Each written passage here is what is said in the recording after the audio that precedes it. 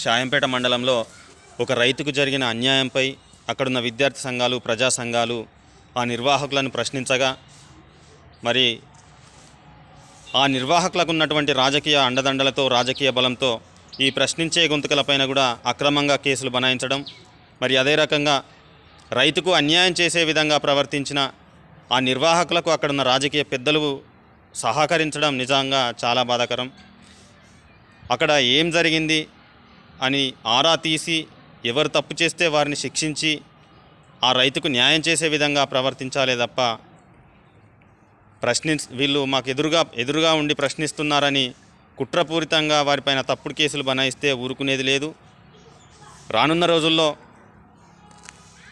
విద్యార్థి సంఘాలు కావచ్చు, ప్రజా సంఘాలు కావచ్చు, అందరూ ఏకమై ఒక ప్రశ్నించే గొంతుక నిలబడితే ఏ రకంగా ఉంటుందో మరి తెలిసే రోజులు దగ్గరనే ఉన్నాయని చెప్పి నేను తెలియజేస్తున్నా. అదే రకంగా ఈ దేశానికి రైతే రాజు కావాలని ప్రతి ఒక్కరూ ఆశపడుతుంటారు.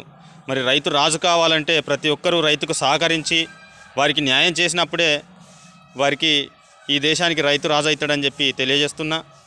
కాబట్టి ఈ నిన్న జరిగిన సంఘటనపై పూర్తి స్థాయి విచారణ జరిపి ఎవరిది తప్పుంటే వారిని కఠినంగా శిక్షించి మరి ఏమైనా ఆ రైతుకు ఖచ్చితంగా న్యాయం చేసే విధంగా చర్యలు తీసుకోగలరని మనవి చేస్తూ మీ మారపల్లి క్రాంతికుమార్, BSS ప్రెసిడెంట్.